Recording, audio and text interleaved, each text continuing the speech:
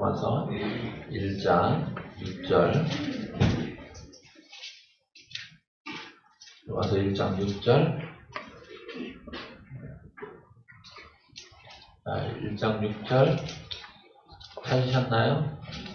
1장 6절 찾으셨으면 같이 함께 한 목소리로 읽겠습니다. 너희도 그들 중에서 예수 그리스도의 것으로 부르심을 받은 자니라. 아멘. 로마서를 이야기할 때 우리가 보통 믿음으로 얻는 의라는 것을 로마서의 가장 중요한 주제로 그렇게 이야기합니다. 그래서 로마서 이야기할 때 믿음, 우리가 종교개혁이 일어났을 때에도 이 믿음이라는 거, 이신칭의라는 중요한 주제를 가지고 종교개혁이 일어났는데 그거와 마찬가지로 로마서는 보통 우리가 바라볼 때 믿음에 대한 또 의에 대한 이런 부분에 대해서 이야기를 주제로 많이 합니다. 근데 이제 이번에 이 로마서를 은혜라는 중점 속에서, 은혜라는 관점 속에서 로마서를 좀 보려고 합니다. 그래서 로마서 전체에 은혜라는 단어가 몇 번 나오는가 이렇게 보니까, 제가 검색해 보니까 그 검색기를 통해서 검색했을 때 20번이 나오더라고요. 그러니까 이제 이게 1장부터 16장까지 있는데 1장부터 16장까지에서 20번 나온다는 것은 1장에 한 장에 한 번은 꼬박 나오고도 4번이 더 나온다 이렇게 볼 수 있는 거죠. 이제 같은 단어가 반복해서 많이 나온다는 것은 굉장히 중요성을 가지고 있어요. 그래서 로마서를 은혜라는 관점으로 좀 한번 봐야 되겠다 이런 마음이 생겨서 은혜라는 중점으로 이렇게 로마서를 지금부터 볼 겁니다. 그래서 이번 시리즈의 주제는 은혜로 얻은 구원과 은혜의 삶, 이런 제목입니다. 앞으로 가봐요. 네, 같이 읽겠습니다.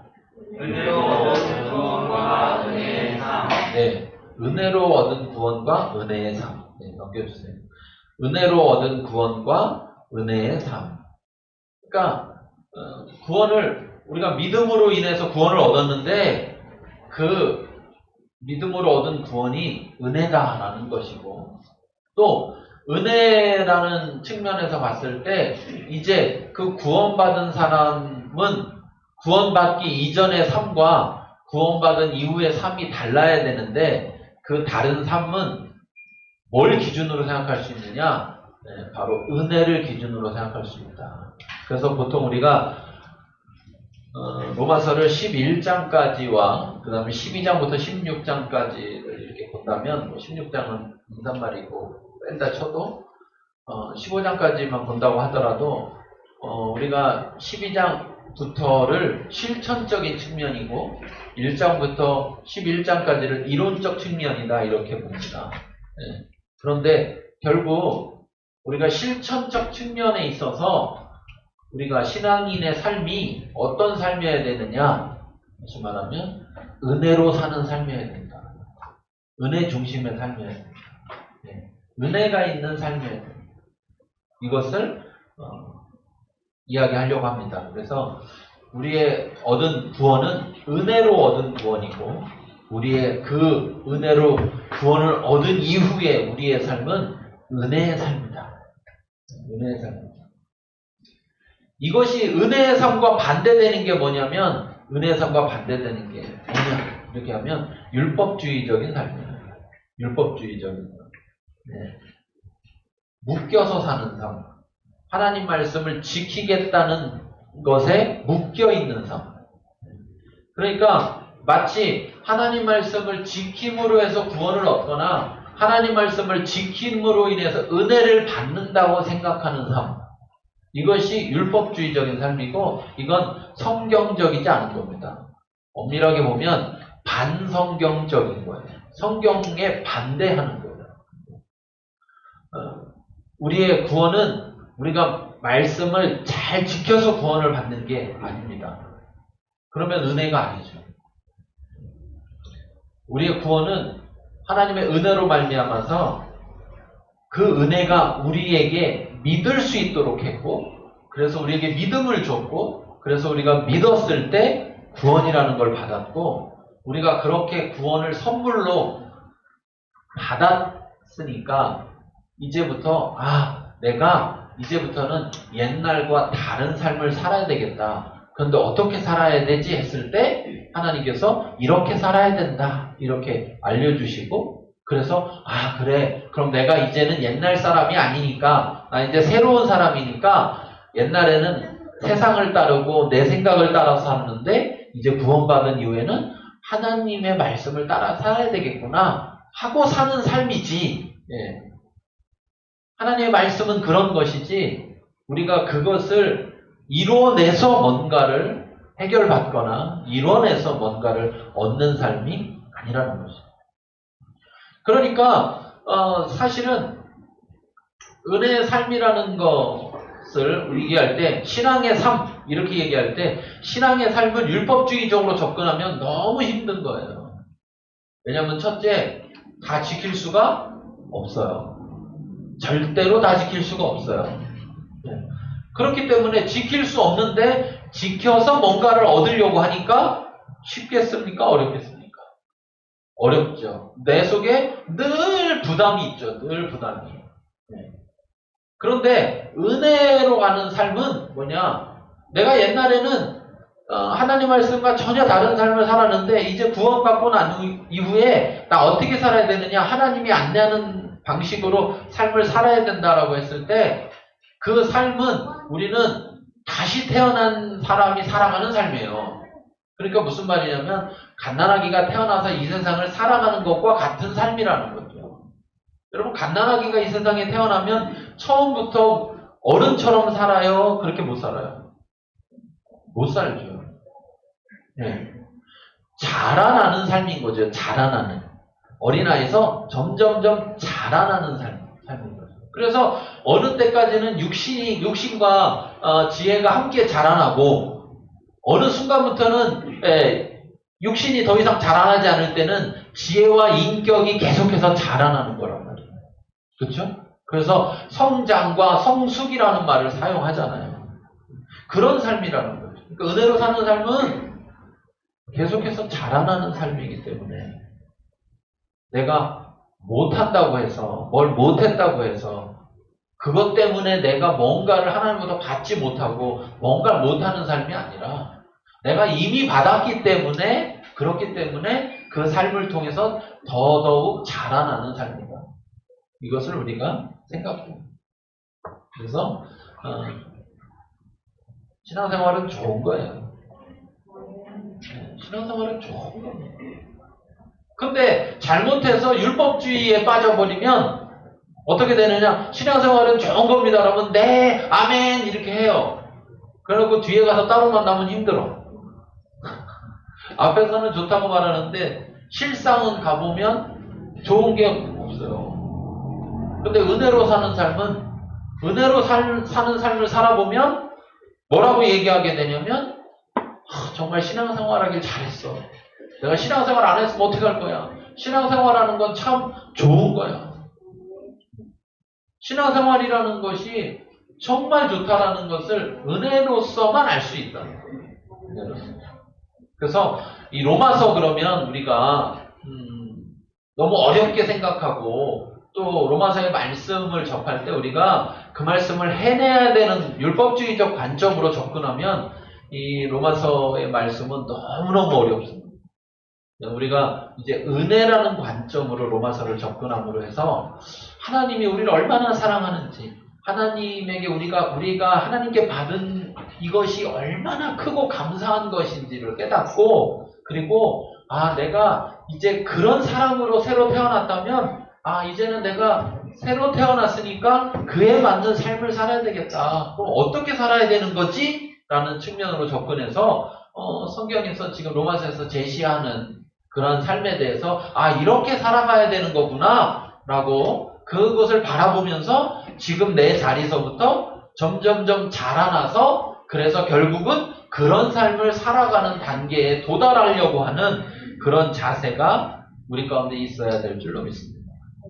우리 모두가 그러한 자세가 되어질 수 있길 바랍니다.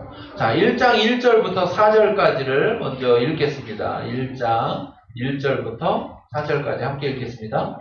예수 그리스도의 종 바울은 사도로 부르심을 받아 하나님의 복음을 위하여 색정함을 입었으니 이 복음은 하나님이 선지자들을 통하여 그의 아들에 관하여 성경에 미리 약속하신 것이라. 그의 아들에 관하여 말하면 육신으로는 다윗의 혈통에서 나셨고 성결의 영으로는 죽은 자들 가운데서 부활하사 능력으로 하나님의 아들로 선포되었으니 곧 우리 주 예수 그리스도시니라. 아멘. 아멘. 자, 처음 시작 1장 1절부터 1장 4절까지를 보면 1장 1절과 4절에서 동일한 표현이 나오고 있는데 그것은 뭐냐면 주 예수 그리스도입니다. 주 예수 그리스도. 네.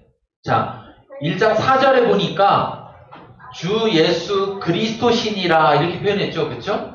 네. 그런데 1장 1절에 보니까 또 이렇게 표현했어요. 예수 그리스도의 종 이렇게 표현했어요. 그러면 바울의 입장에서는 종이고 그러면 예수님은 상대적으로 뭐가 되는 거예요? 주가 되는 것이죠. 그래서 여기는 동일하게 1장 1절도 주 예수 그리스도고 1장 4절도 주 예수 그리스도다 이렇게 표현하고 있는 거예요. 단지 예수님의 입장과 사람의 입장을 구분해서 표현했을 뿐이지 결국 사람의 입장에서도 그분은 누구냐? 주 예수 그리스도라고 고백되어져야 되고 그분이 주 예수 그리스도라고 고백되어진다면 나는 누구냐라고 했을 때 나는 예수 그리스도의 종이다 이렇게 구분되어진다는 것을 알아야 돼요. 바울이 이렇게 자기 자신을 이렇게 표현한 것은 뭐 신학적으로 따지면 또 이 로마서가 쓰여지고 뭐 이런 걸 다 종합적으로 따지면 로마 교회는 바울하고 상관이 없는 교회예요. 무슨 말이냐면 바울이 세운 교회가 아니에요. 더 엄밀하게 얘기하면 어떻게 세워졌는지도 몰라요. 네. 신학적으로 어떻게 세워졌는지 몰라요. 신학자들도 정직하게 말해요. 그냥 모른다. 누가 세웠는지 모른다. 예루살렘에서 디아스포라가 일어나면서 막 믿는 사람들이 쫓겨나면서 그러면서 쭉 퍼졌는데 그때 오순절 사건 이후에 오순절 사건 때 막 몰려왔던 전 세계에서 몰려왔던 로마 시대의 그 로마의 모든 나라에서 몰려왔던 사람들이 오순절 사건 이후에 다시 자기네 동네로 막 돌아갔는데 아마도 그때 거기서 복음을 듣게 된 자들 받아들인 자들이 로마까지 가서 로마에서 거기서 교회를 세우게 된 것 같다 뭐 이렇게 이야기를 합니다. 그렇기 때문에 바울은 처음 이제 로마서를 통해서 내가 이제 스페인을 가려고 하는데 스페인 가기 전에 로마에 들릴 거야 이렇게 하면서 로마에 있는 교회에다가 좀 하나님 말씀을 가르쳐 주려고 하고 있어요. 근데 가르쳐 주려고 하는데 자기가 어떤 존재냐라는 정체성이 뭐냐라는 것을 지금 분명하게 말하고 있는 것은 자기가 세운 교회가 아니기 때문에 흔히 말하면 바울이 말하는 거를 잘 들을까요? 잘 안 들을까요? 잘 안 들을 수도 있어요. 또 한 가지는 어떤 어려움이 있냐면 고린도서나 사도행전 등을 보면 이 로마 교회 그쪽에 벌써 유대인 그리스도인들 그 중에서 좀 잘못된 사람들 막 가가지고 잘못된 복음을 막 전파하고 있고 막 그런 상황이란 말이에요. 그런 상황이다 보니까 더구나 바울이라는 사람은 그냥 이름만 들어보지 본 적이 없는 사람이란 말이에요. 그리고 또 소문도 났을 수 있어요. 어떤 소문이 났냐면 옛날에 바울 어떤 사람이었는지 알아? 교회 다니는 사람들이 핍박 같은 사람이야. 적들은 그렇게 얘기할 거냐, 그쵸? 그러면서 그가 변했는지 안 변했는지 어떻게 알아? 봤어? 막 이렇게 하면 한 번도 못 봤으니까 못 봤죠. 그러면은 이제 그가 내 말 들어야 돼. 이렇게. 그렇기 때문에 바울은 지금부터 하는 모든 말이 누가 하는 말이냐? 바로 주 예수 그리스도께서 하시는 말씀이고 내가 그분의 종으로서 너희에게 그분의 말씀을 전하는 것이다 라는 측면으로 자기를 소개하고 있습니다. 이걸 다시 생각해보면 무슨 말이냐, 여러분 우리가 세상에 나가서 세상에서 세상 사람들이 볼 때 우리가 어떤 사람이어야 되느냐? 주 예수 그리스도를 전하는 사람, 주 예수 그리스도의 말씀을 전달하는 사람, 다시 말해서 예수 그리스도의 종이 돼야 합니다. 우리가 왜 그러냐? 왜 종이 돼야 된다고 하느냐? 여기 나와요. 1절을 다시 보면 사도로 부르심을 받아 하나님의 복음을 위하여 택정함을 입었다. 사도로 부르심을 받았는데 부르심 받은 이유가 뭐냐면 복음을 위하여 택한 것이다.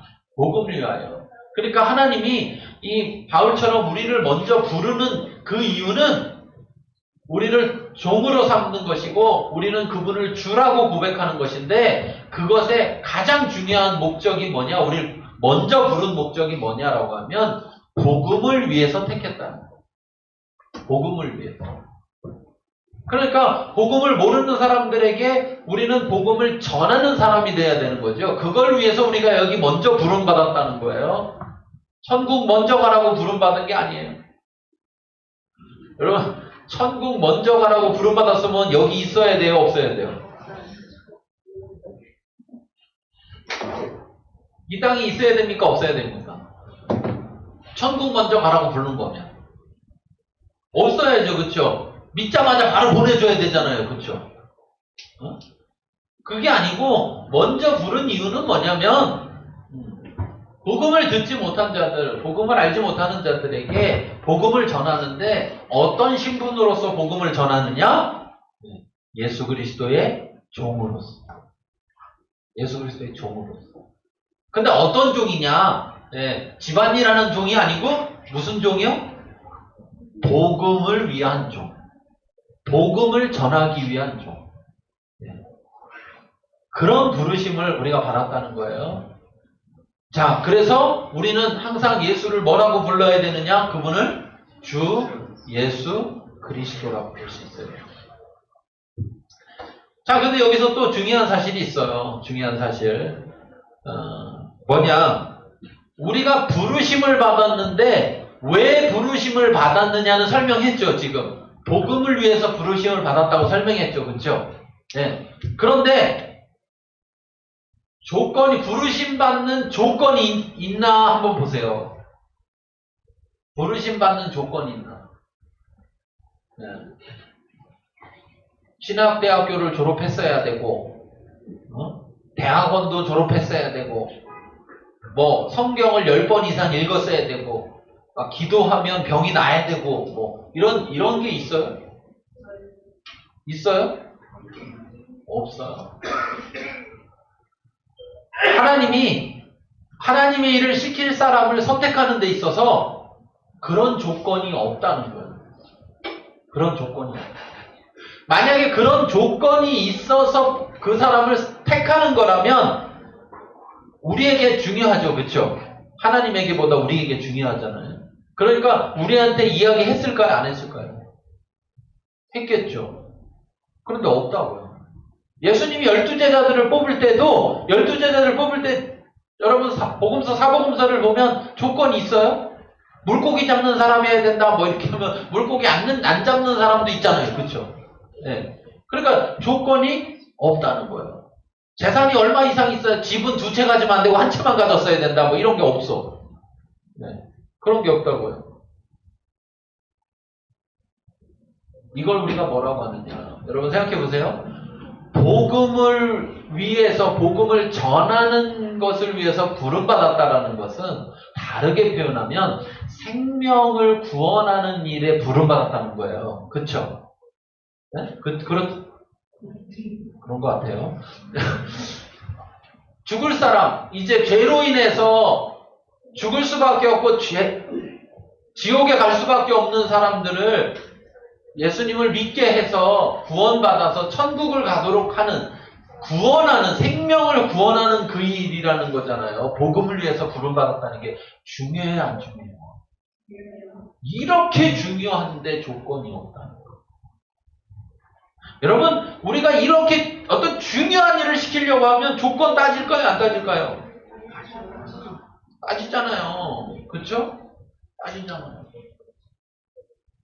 정부에서, 나라에서 뭐 장관 세우든지 뭐 할 때마다 맨날 그놈의 조건 때문에 맨날 서로 싸우는 거 아니에요. 그 조건이 된다, 이쪽에서는 안 된다, 뭐 막 싸우는 거잖아요. 그쵸? 네? 왜? 그 일이 중요하니까 이런 사람만 될 수 있다. 그 일이 중요한데 그 사람은 안 된다. 뭐 지금 서로 그러는 거잖아요. 근데 그 일보다 나라의 대통령이 되거나 장관이 되는 일보다 지금 훨씬 더 중요한 일이에요. 왜요? 사람을 구원하는 일, 생명을 구원하는 일이니까 이보다 더 중요한 일이 어디 있어요? 그런데 저와 여러분이 그러한 일에 부르심을 받았다는 거예요. 그러한 일에 택함을 받았다는 거예요. 근데 조건이 없다는 거예요. 그러니까 이걸 뭐라고 하느냐? 은혜라고 합니다. 은혜. 은혜. 우리가 은혜로 이 자리에 있는 거예요. 은혜로 우리가 지금 먼저 하나님을 믿은, 복음을 믿게 된 자리에 있는 거예요. 이게. 여러분, 아직 믿지 않은 사람들, 아직만 안 믿었을까? 아주 안 믿을까? 알 수 있어요, 없어요? 없다는 사실이에요. 아직 안 믿을 건지, 아주 안 믿을 건지 알 수가 없다는 사실이에요. 여러분들 중에서 혹시 자기 스스로에게 대답해 보세요. 나는 내 자신을 믿을 수 있다. 손 들어보세요. 내 자신을 믿을 수 있다는 분만.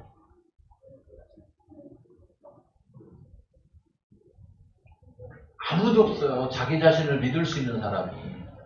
그런데 나는 아직 안 믿지만 나중에는 믿을 거야. 믿을 수 있어요? 없어요? 믿을 수 없어요. 믿을 수 없어요. 그러면 여러분 생각해 보세요. 생명이 먼저 구원을 받고 나머지 인생을 사는 게 좋겠어요? 구원받지 않고 살다가 막판에 구원을 받으려고 하는 게 좋겠어요? 어떤 게 좋겠어요? 내가 나를 믿을 수가 없는 거예요. 내가 나를 믿을 수가 없는 거예요.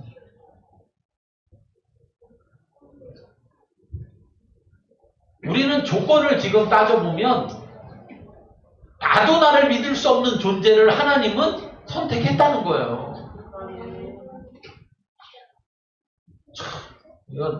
이런 은혜는요,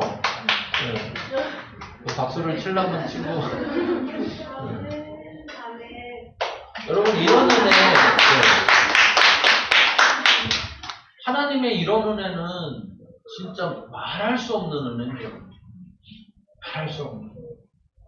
우리가 그런 은혜를 받아서 그냥 단순히 구원만 받는 게 아니라 구원받은 자로서 뭐 하는 자? 다른 사람을 구원할 자로 부르심을 받는 거예요. 이게 우리의 지금 우리의 정체성이라. 지금 우리의 정체성. 왜 신앙생활하는 게 어려우냐? 간단합니다. 내 정체성이 뭔지가 분명하지 않을 때, 내 정체성에 대해서 알지 못할 때, 그때 신앙생활이라는 게 어려운 거예요. 그때 신앙생활. 그런데 내가 내 정체성을 분명하게 알게 될 때, 내가 그 정체성을 알고, 그리고 그 정체성에 맞게 생활한다고 할 때, 어렵지 않은 거예요.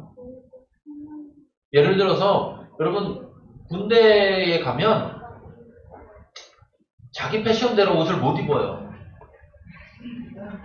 자기 패션대로 옷을 못 입는다고, 막 걷고 싶다고 걷고, 내리고 싶다고 내릴 수가 있는 게 아니에요. 뭐, 6월 며칠자, 몇 시부로 걷어 그러면 다 걷어야 돼. 팔을. 그렇잖아요? 또 뭐 9월인가 10월인가 뭐 몇 시부로 내려 그럼 또 다 내려야 돼. 팔을. 그 다음에 아무리 더워도 내리라면 내려야 되는 거고 일찍 더워도 올리라고 하기 전까지는 못 올리는 거예요. 그러니까 일반인들 하라고 하면 쉬워요, 힘들어요? 너무 힘든 거예요. 일반인들을 그렇게 하라면 아마 다 데모하고 난리 날 거예요. 근데 군대는 팔 걷어 내렸대면 데모하는 일은 없어요.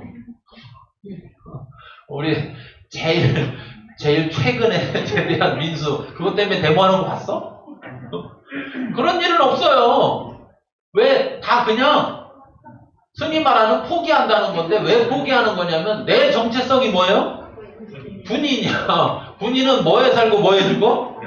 명령에 살고 명령에 죽어. 그러니까 걷으라면 그냥 걷기 싫어도 뭐 해야 돼요? 걷는 거야. 그냥 걷는 거야. 그래서 그때부터는 아예 그냥 옷이 거쳐져 있어요. 거쳐진 대로 벗었다, 거쳐진 대로 입었다 하는 거지 뭐 몰래 폈다가 또 올렸다 이런 게 안 해.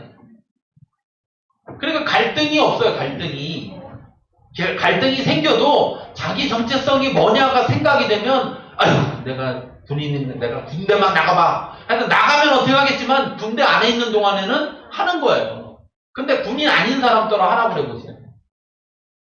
근데 가끔 이런 친구가 있어. 군인인데 지가 군인인 줄 몰라. 네? 그래서 그런 걸 고문관이라고 그래.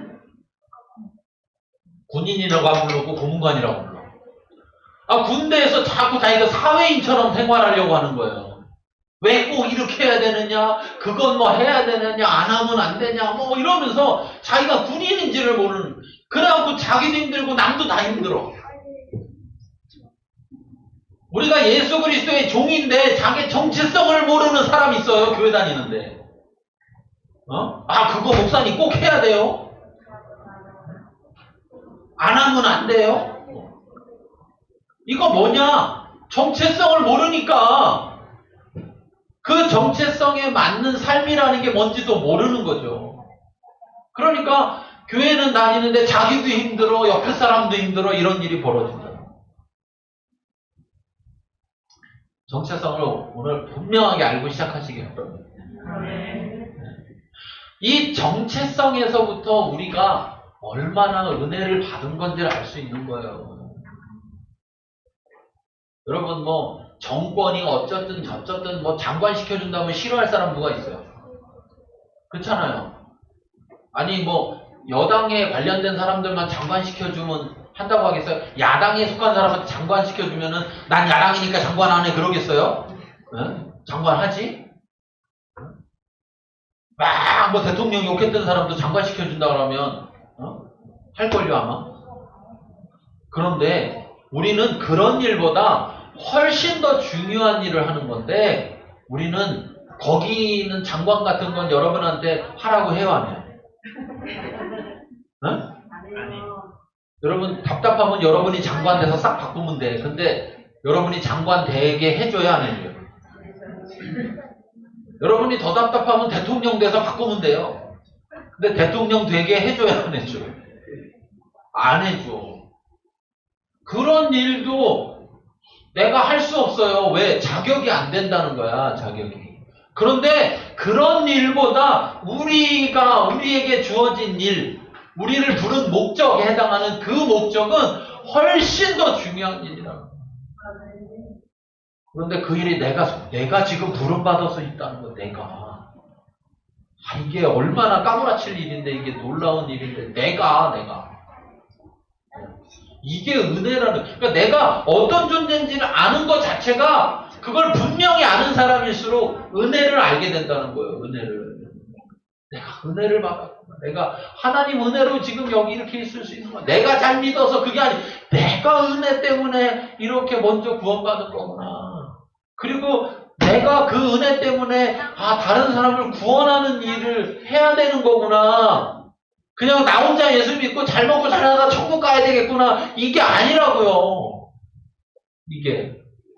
그러면 빨리 보내줘야 된다니까요. 천국 가야 되면. 또 천국은 빨리 안 가고 싶잖아요. 우리의 정체성이 뭐냐라는 것을 분명히 알고 있다. 우리의 정체성은 어디서 나오느냐? 우리의 주 되신 예수님이, 하나님이 어떤 분이냐를 정확히 아는 것에서 우리의 정체성이 나오는 거예요. 그런데 우리가 예수로 말미암아, 복음 되신 예수로 말미암아 우리가 그 예수를 영접할 때, 받아들일 때 우리가 구원함을 얻는데, 그 예수가 우리가 어떤 존재로 영접을 하는 거냐, 여기 이렇게 말한 거예요. 주 그리스도다. 주와 그리스도. 주와 그리스도. 사도행전에서도 2장 38절인가요? 말하는 것처럼 하나님이 예수를 우리에게 있어서 주와 그리스도가 되게 하셨다 그랬어요. 주와 그리스도. 그리스도는 메시아 구원자를 말하는 것이고, 주는 창조주를 말하는 거예요. 그러니까 여러분 보세요. 여러분이 생각할 때 내가 누구에게 종이 된다라고 하면 그 주인이 대단한 사람이었으면 좋겠어요? 안 대단한 사람이었으면 좋겠어요?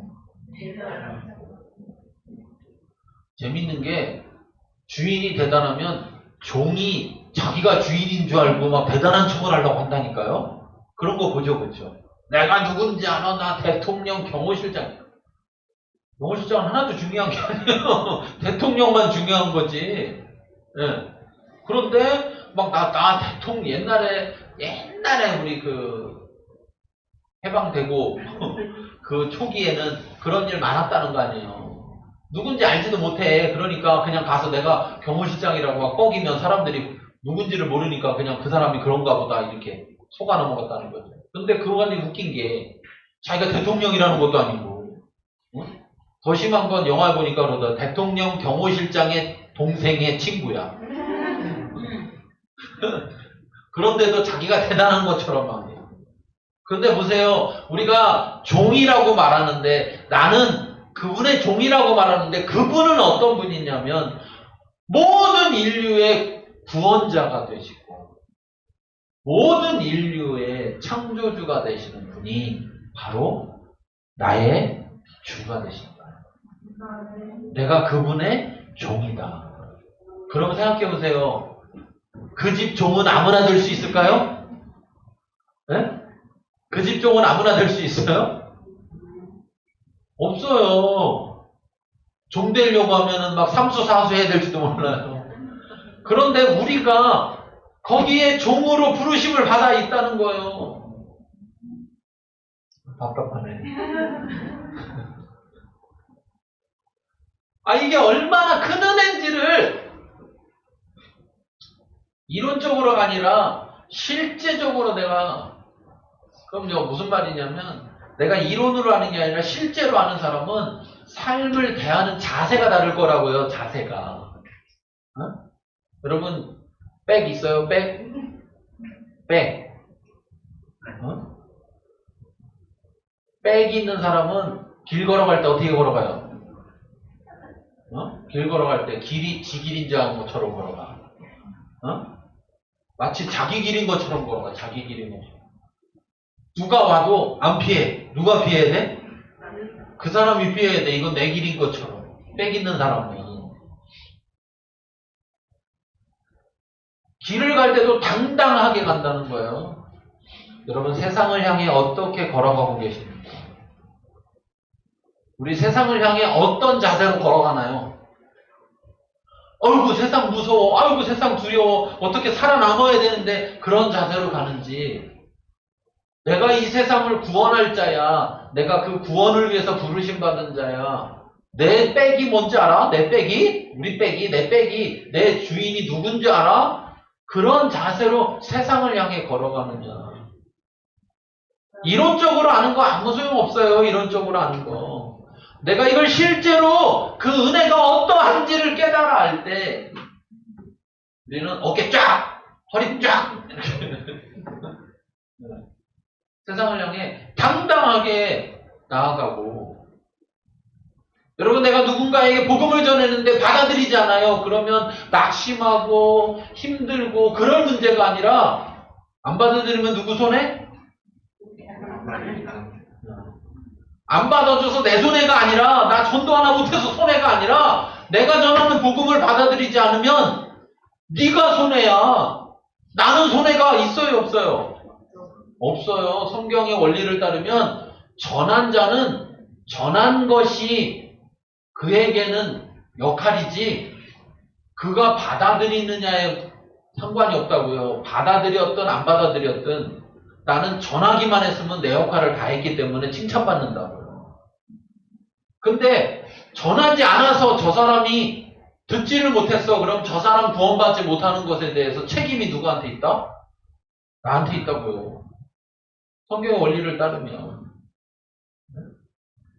그러니까 나는 전하기만 했으면 되는 거예요. 안 받아들이면 네 손해야, 네 손해. 자, 그러면 전할 때 당당하겠습니까? 비굴하겠습니까? 어느 순간부터 전도가 비굴해졌다고요. 그래서 복음만 전하면 안 되고 뭘 자꾸 주려고 그래. 이거 줄 테니까 복음 받을래? 너 우리 교회 오면 막 이것저것 줄 것도 많고 서비스도 좋고 우리 교회는 쾌적하고 뭐 이런데 제발 좀 와줄래? 복음을 전하는데 비굴해졌다고. 비굴해졌어. 어느 순간부터. 왜? 저는 그렇게 보는 거예요. 하나님의 은혜를 우리가 모른다. 하나님의 은혜를 우리가 모른다. 하나님의 은혜를 우리가 모르니까 우리가 어떤 존재인지 모르고 우리가 해야 될 역할이 무엇인지도 모르고 그러다 보니까 점점점 인간적이 돼버리고 하나님의 방법이나 하나님의 뜻보다 사람의 생각, 사람의 방법이 앞서간다. 그렇게 생각합니다. 여러분, 우리가 꼭 기억해야 됩니다. 우리가 받은 은혜는 한량없는 은혜. 정말 우리가 받은 은혜는 이루 말할 수 없는 그런 은혜예요. 이제 앞으로 로마서 하면서 은혜에 대해서 계속 나오겠지만 여러분 먼저 그 은혜로 내가 존재한다는 걸 아시기 바랍니다. 내가 어떤 존재로 존재하느냐의 정체성을 분명히 아시기 바라요. 바울은 로마서를 시작하면서 자기가 누군지부터 명확하게 이야기해 줌으로 해서 그걸 통해서 로마 교회에 있는 사람들이 그들도 자신들이 누군지를 정확하게 알기를 원합니다. 그리고 그냥 예수가 주와 그리스도야 그냥 얘기하는 게 아니라 2절과 3절을 보면 그것을 증거를 확증했다는 거예요. 확증했다. 자, 메시아라는 그리스도라는 증거는 2절에 보면 이 복음은 하나님의 선지자들을 통하여 그의 아들에 관하여 성경에 미리 약속하신 것이라. 그러니까 구약에 이미 약속했던 예언됐던 그 예수, 그 메시아가 예수님이 이 땅에 태어남으로 인해서 그 예언이 성취되었고 그분이 바로 그분이다라는 것을 통해서 그가 그리스도라는 것이 확인됐다라는 거예요. 확인됐다. 그냥 우리끼리 하는 얘기가 아니고 이거는 확인된 거야. 그 다음에 또 그가 주라는 것은 하나님이 이 땅의 왕이신데 이 모든 세상에 창조주시고 그래서 왕이신데 그 하나님이 왕 되심을 하나님이 선택한 자들을 왕으로 세움으로 해서 대리자들로 세웠는데 그 대리자의 혈통에서 태어났어요. 예수님이. 그러니까 예수님은 누구냐? 왕이시다는 거예요. 그래서 어느 혈통에서 태어났어요? 다윗의 혈통에서 태어났다는 육신으로도. 또 영어로는 육신으로는 다윗의 혈통에 태어났지만 영어로는 성결의 영으로는 어떻게 태어나냐? 죽은 자 가운데서 부활하셨다. 부활한 자가 누가 있느냐? 부활한 자가. 그런데 부활하셨다. 그런데 예수님의 부활과, 여러분 생각해보세요. 예수님의 부활과 엘리야나 엘리사가 또는 나사로가 이렇게 죽은 자들을 살린 장면을 생각해보면, 바울이 죽은 자를 살린 장면을 생각하면 그 죽은 자는 자기가 부활했습니까? 부활을 시켜줬습니까? 부활을 시켜줬죠. 그쵸? 죽은 상태에서 누군가가 그렇게 해줬어요. 그런데 물론 그것은 하나님의 능력으로 이루어진 것인데, 예수님은 누가 가서 나사로처럼 돌 치워놓고 나와라 이렇게 한 게 아니에요. 네. 그분은 하나님이 예정하신 대로, 하나님이 약속하신 대로 3일 만에 부활하신 거예요. 부활. 그렇기 때문에 그분은 바로 하나님의 아들로 선포됐다는 거예요. 하나님의 아들이 아니고는 누가 부활할 수 있느냐? 부활을 시켜준 게 아니라 부활했다는 거예요. 부활했다는 거예요. 그러니까 하나님의 아들이 아니고는 어떻게 부활하겠느냐? 하나님의 아들이면 하나님이 왕이신데, 하나님의 아들이면 뭐예요? 왕인 거죠. 그래서 그분이 주가 되신 거예요. 이렇게 증명되었다는 거예요. 증명되었다는 거예요. 아, 그걸 어떻게 믿어요? 그러니까 믿음으로 구원받는 거예요. 네, 그러니까 의심하는 사람은 증거가 없어서 의심하지 않아요. 증거가 있어도 끝까지 의심하고, 믿는 사람은 봐야만 믿는 게 아니에요. 그래서 믿음으로 우리가 구원을 얻는 거예요. 그런데 그가 믿을 수 있도록 하나님이 은혜로 우리에게 증거를 보여주시는 거예요. 증거를. 그러니까 얼마나 감사해요. 만약에 증거 안 보여주면 여기서 믿을 자신 있는 분 손 들어보세요. 손 들어도 소용이 없는 게 내가 날 못 믿잖아. 내가 날 못 믿는데 내가 믿는다고 손 들었어. 그럼 이게 믿을 만한 거예요? 안 믿을 만한 거예요? 믿을 수가 없는 거죠. 그러니까 하나님이 우리에게 믿을 수 있도록 보여주셨기 때문에 우리가 믿을 수 있어. 이것조차 뭐냐? 은혜다. 그러니까 우리가 여기에 존재하는 것 자체가 그냥 은혜예요. 은혜. 어떤 사람은 미리 그렇게 나처럼 똑같이 기회를 줬는데, 보여줬는데, 그럼에도 불구하고 그때 안 받아들여가지고 여전히 못 믿는 사람이 있는 거예요. 근데 내가 먼저 잘 믿었지. 아니, 내가 잘 믿었죠. 그런데 내 능력이 아니고 하나님이 내가 믿을 수 있게 보여주신 은혜가 먼저 있다라는 거예요. 네.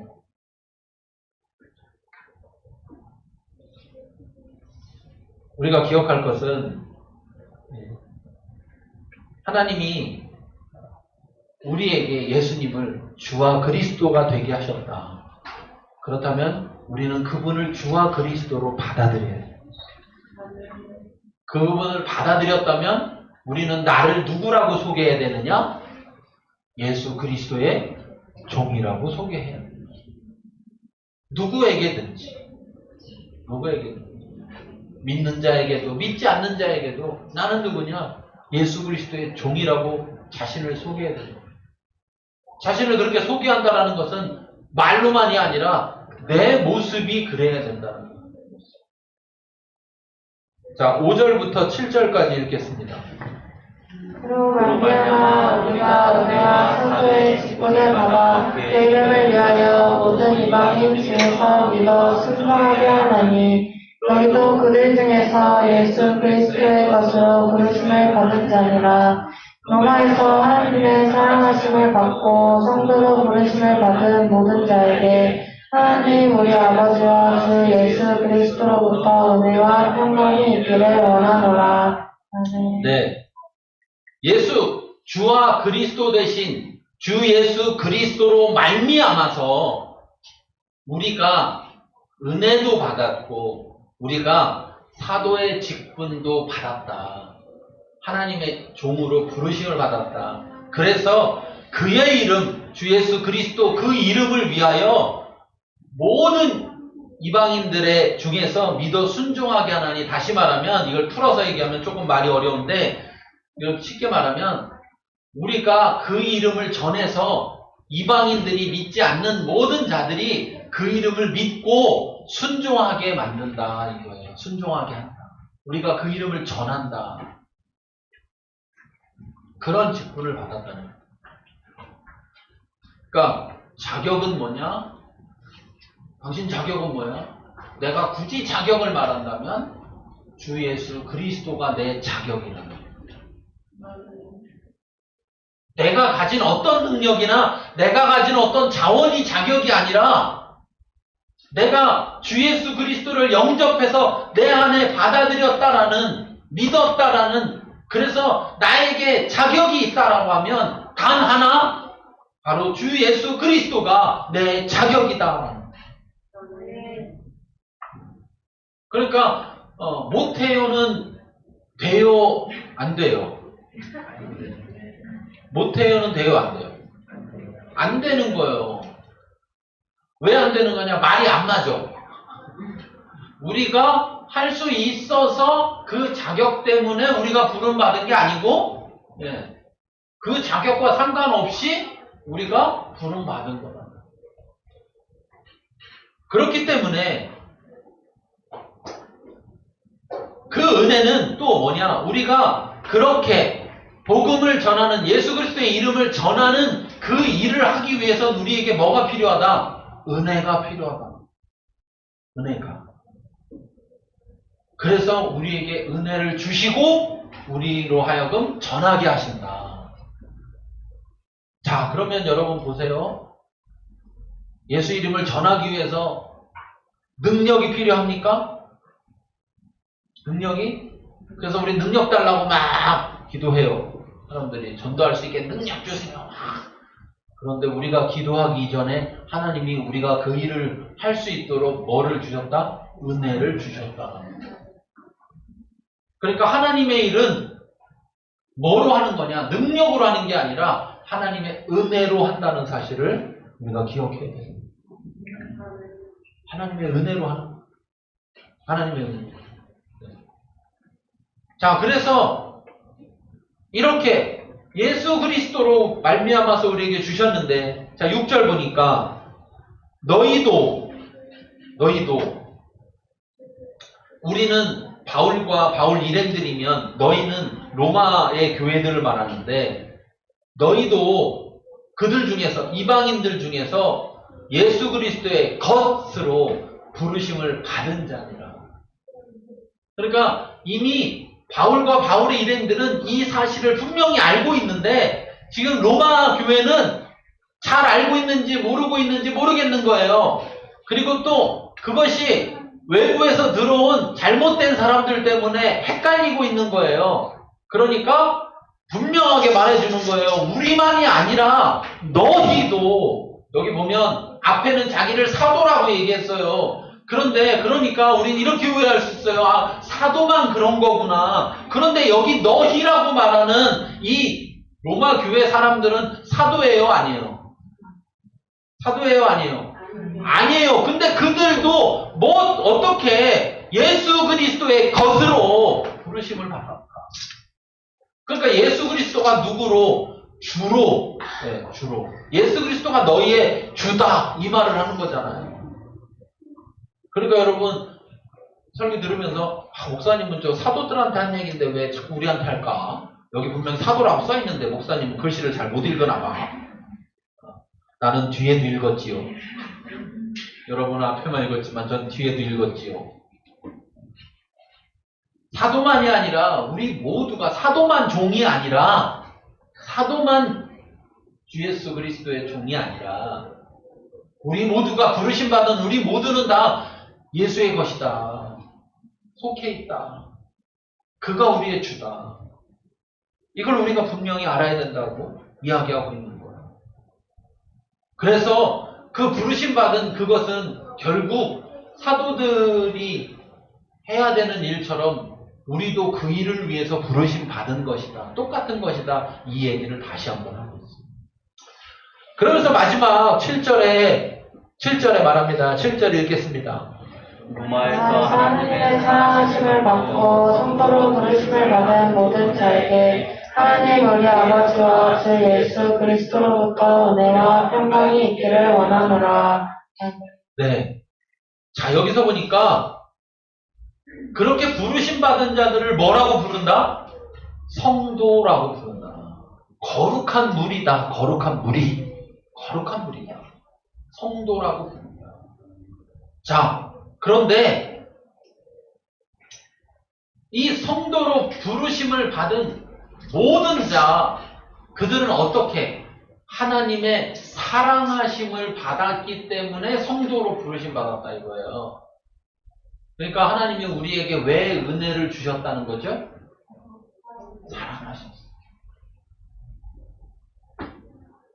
사랑하셨어요. 무슨 말인지 모르니까 아무도 안 놀라네. 지금까지 설교를 했는데 무슨 말인지 몰라서 아무도 안 놀라요. 자, 보세요. 우리가 아까 은혜 얘기만 할 때도 은혜만 알아도 대단한 거잖아요. 내가 은혜로 됐구나. 거저 받았구나. 선물로 받았구나. 그런데 그냥 그게 부자가 길 지나가다가 거지가 있길래 그냥 동전 한 입 불상에다 던져준 그런 게 아니라는 거예요. 우리가 받은 은혜가. 우리가 받은 은혜는 왜 우리에게 은혜를 줬느냐? 사랑해서라는 거예요. 사랑해서. 근데 누가 우리를 사랑하느냐? 누가 날 사랑하느냐? 하나님이 사랑한다. 이게 사실은요, 우리가 까무라칠 일이에요. 하나님이 나를 사랑한다고? 이게 깨달아지면 막 돌아다니면서 막 미친 사람처럼 얘기해야 될 일이에요. 내가 어떤 사람인지 알아? 뭐 어떤 사람인데 하나님이 사랑하는 사람이야 나. 연예인만 알아도 어떻게 해요? 그 연예인 한다고 맨날 자랑하고 다니잖아. 알기만 해도 알기만. 자긴 연예인도 아니면서. 그런데 하물며 하나님이 날 사랑해. 날 사랑해서 사랑한대. 근데 뭐 나 사랑하는지 모르겠는데. 증거가 있잖아. 무슨 증거가 있어? 널 불렀잖아.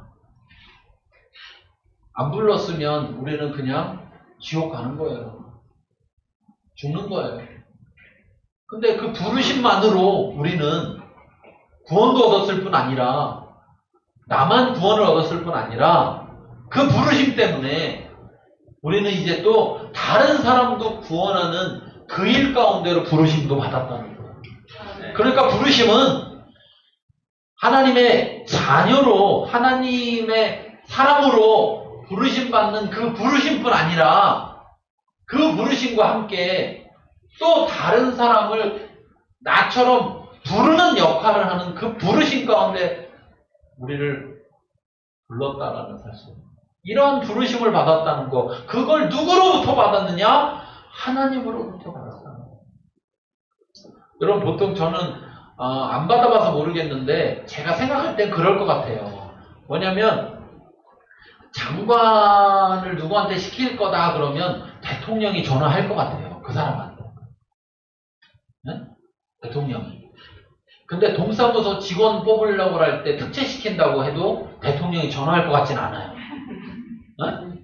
대통령이 특채로 동사무소 직원, 구급 공무원 한 명 뽑아줘야지. 이렇게 했다고 해서 네. 자, 박민수 너 내가 동사무소 구급 공무원으로 특채 좀 하려고 하는데 좀 받아줄 거야? 이렇게 대통령이 전화할 것 같진 않다고. 근데 만약에 장관으로 민수를 쓰려고 한다면 대통령이 전화해서 박민수 내가 장관으로 좀 당신을 쓰고 싶은데 어떻게 좀 쓰임 좀 받을려? 이렇게 전화할 것 같다고요. 그러지 않을까요? 민수는 안 그럴 것 같은데. 그럴 중요한 일을 맡길수록 누굴 시키지 않고 직접 할 것 같다는 거예요. 하나님이 불렀다고요. 나를. 하나님이 나를 부르는 거예요. 하나님이 누구 시켜서가 아니라 하나님이 나를 사랑하셨어요. 나를 부르셨어요. 그 부름받은 자들은 어떤 삶을 살아가게 되는 것이냐. 그 부름받은 자들은 자, 끝부분에 보면 이렇게 말합니다.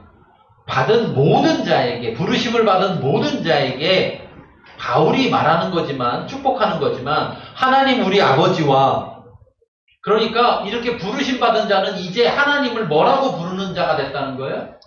아버지라고. 그러면 나는 뭐가 된 거예요? 자녀가 됐다는 거죠. 아버지와 주 예수 그리스도로부터 은혜와 평강이 있기를 원하노라. 이걸 다시 생각해보면 무슨 말이냐면 하나님은 자기가 부른 자에게 뭘 주신다? 은혜와 평강을 주신다. 그러니까 부름받은 자의 삶에는 뭐가 항상 있는 거예요? 은혜와 평강이 있는 거예요. 은혜와 평강이. 근데 교회 다니는데 맨날 근심에 충만해. 그럼 이상한 거예요. 이상한 거예요. 은혜가 이미 있는데, 은혜가 이미 있는 것인데 교회 다니는 사람이 맨날 은혜 달라고 기도해. 뭔가 이상한 거예요. 뭔가. 우리가 분명히 알 것은 이미 이들에게 지금 이렇게 얘기해 주는 건 뭐냐면 너희가 지금 너희를 잘 모르고 있는 것 같은데 너희가 너희 정체성을 분명히 알아라. 너희가 분명히 그 정체성을 알고 산다면 너에게 하나님이 주신 은혜와 평강, 너희가 자격이 있어서가 아니라 주 예수 그리스도로 말미암아서 주는 은혜와 평강이 너희에게 있을지어다. 그러니까 우리는 신앙생활은 은혜와 평강으로 하는 삶이다. 그거는 내가 어떤 자격으로 하나님으로부터 받느냐? 주 예수 그리스도, 예수가 나의 주와 그리스도가 되시면 나는 그 은혜와 평강을 받아서 그 은혜와 평강 가운데 살아가는 것이다. 그런데 더 놀라운 사실은요, 이 로마서가 쓰여질 때가 보통 주후 예수님 오시고 AD 57년경 요 정도 보거든요. 57년경.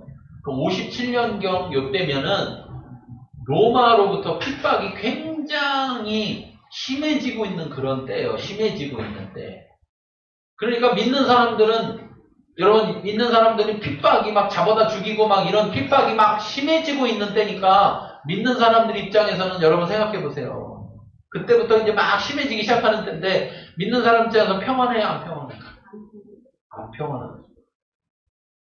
그런데 평안을 주신다는 거예요. 그런데 주 예수 그리스도께 주시는 평안은 뭡니까? 어떤 평안이에요? 요한복음 14장 27절에 보면 평안을 너희에게 끼치노니 곧 나의 평안을 너희에게 주노라. 내가 너희에게 주는 평안은 세상이 주는 것과 같지 않다. 그냥 평안인데 세상이 주는 것과 같은 평안이 아니라 나의 평안을 주는데 그거는 세상이 주는 것과 다르다. 여러분, 세상에서 주는 평안은 뭐냐면요, 평안한 상황이 돼서 생기는 평안이에요. 문제가 있으면 어떻게? 문제가 해결돼서. 병이 있으면 어떻게 해요? 병이 나아서.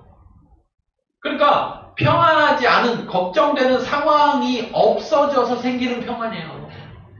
세상이 주는 건. 그런데 예수님께서 주시는, 예수님이 주는 예수님의 평안이라는 것은 이 모든 세상을 창조한 그 창조주로서의 평안, 그 다스림 가운데 있는 평안, 다시 말하면 환경과 상관없는 평안이에요.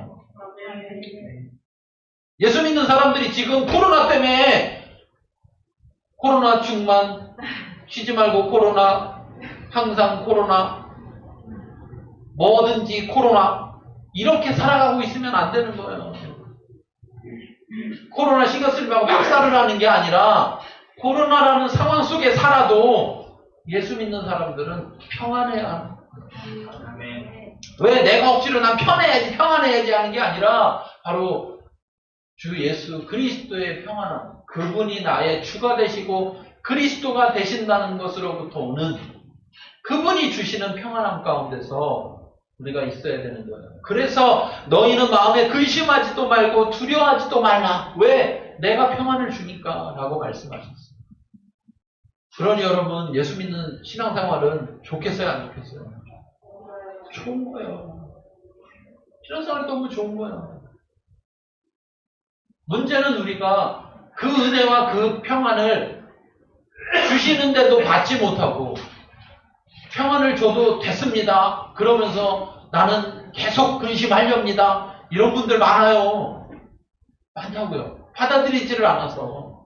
또는 주시는데도 깨닫지를 못해서 계속 눈이 어디가 있느냐. 주시는 평안을 바라보지 않고 계속 문제만 바라봐서. 이런 경우 많아요.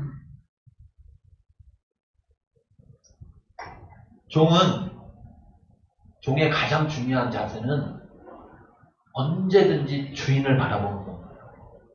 왜? 주인이 말하는 것을 잘 들으려고, 그리고 주인의 말을 따르려고. 여러분, 그것을 분명히 알아야 됩니다. 그러므로 여러분, 우리들이 우리의 정체성이 뭔지를 알고, 그리고 우리가 어떠한 정체성이, 그 정체성이 우리가 어떻게 받은 것인지를 깨닫고, 그 속에서 우리가 주 앞에 머물러 있어야 되고, 그 받은 것으로 우리가 살아가야 할 것입니다. 자, 우리 시간 보겠습니다. 같이 읽겠습니다. 예수님은 우리의 주와 그리스도가 되시며 하나님의 은혜로 부르심을 받았다. 네. 예수님은 우리의 주와 그리스도가 되시고 하나님의 은혜로 우리가 부르심 받았다. 어떤 부르심? 예, 구원의 부르심. 어떤 부르심? 구원을 위한 부르심. 이거는 주와 그리스도가 되시는 사람에게만 해당하는 거예요. 예수님이 주와 그리스도시지만 그분이 나의 주와 그리스도가 되시지 않는 사람에게는 소용이 없는 거예요. 우리 시간에 말씀을 생각하면서 기도하기를 원합니다. 이 시간 말씀을 생각하면서 예수님은 주와 그리스도가 되시는데 정말 그분이 나의 주와 그리스도가 되시는지, 그래서 내가 어떤 존재인지, 부르심받은 존재로서 그 부르심이 구원으로의 부르심뿐 아니라 하나님의 자녀로의 부르심뿐 아니라 구원을 위한 부르심 받았다는 것을 우리가 분명히 알고 있는지, 그 모든 것이 은혜로 됐다라는 것을 알고 있는지 돌이켜보면서 이 시간 말씀 생각하면서 기도하고 나아가겠습니다.